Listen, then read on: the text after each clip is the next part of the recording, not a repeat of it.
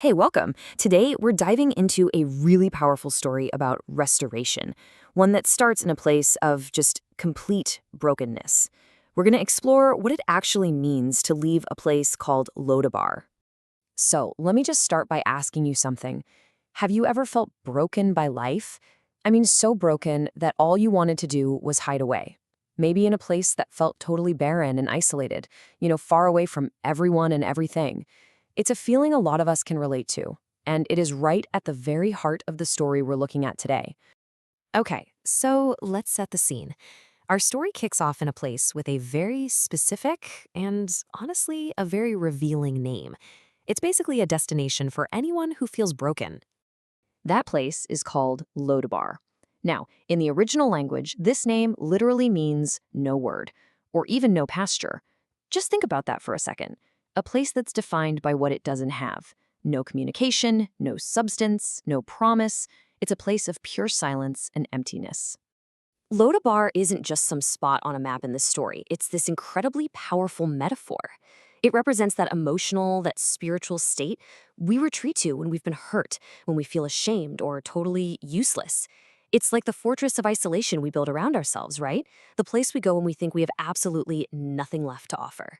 And living in this land of no word is our main character, a man named Mephibosheth. And in a lot of ways, he's the perfect resident for a place like Lo Debar. See, he's the grandson of the old king, Saul, and now that his family's out of power, he's living in fear. He was also crippled in a fall when he was a kid, so he's hiding out, totally isolated, living without a shred of hope, and just convinced that he's been completely forgotten, or even worse, that the new king is out to get him. But then, something happens that is completely unexpected. Just when it seems like the silence of Lo Debar is going to last forever, a voice cuts right through it. This moment, this is the turning point for the whole story. It's a totally unexpected intervention. And I want you to notice how specific this is. The king doesn't just send out some general announcement or an open invitation for anyone who wants to show up. No, the story is very clear. The king calls Mephibosheth by his name. It's personal. It's direct. It's intentional. And this is absolutely crucial. This isn't some passive call that you might miss if you're not paying attention. It's an active search. The king isn't just sitting around waiting for Mephibosheth to come out of hiding. Nope. The king's men are sent to Lo Debar with one mission: find him. The call literally seeks him out right where he is, in all his brokenness. This move by the king, well, it reveals a concept that is just stunning and honestly life-changing. The source material calls it a relentless pursuit. A lot of the time, we think of grace as something we need to find, or maybe something we only get when we ask for it. But this story, it shows us a totally different kind of grace, one we could call hunting grace. This is a grace that actively hunts people down with the single purpose of restoring them.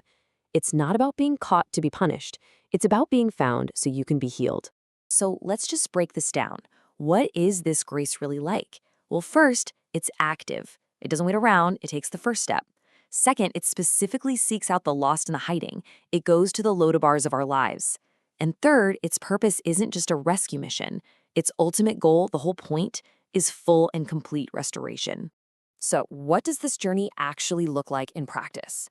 This final part of our explainer really maps out that path, the one from a state of total brokenness to a new reality of true belonging.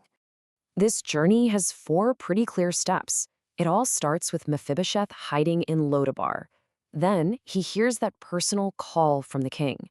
That call gives him the strength to actually leave that barren land behind. And finally, he shows up in the king's court not as a prisoner, but as an honored guest, totally ready to embrace a new life. And this is the main takeaway. Mephibosheth isn't just yanked out of a bad situation. He's brought to the king's palace to eat at the king's own table for the rest of his life. His family's land is given back to him. His dignity is restored. See, it's not just about being saved from something. It's about being restored to something so much greater.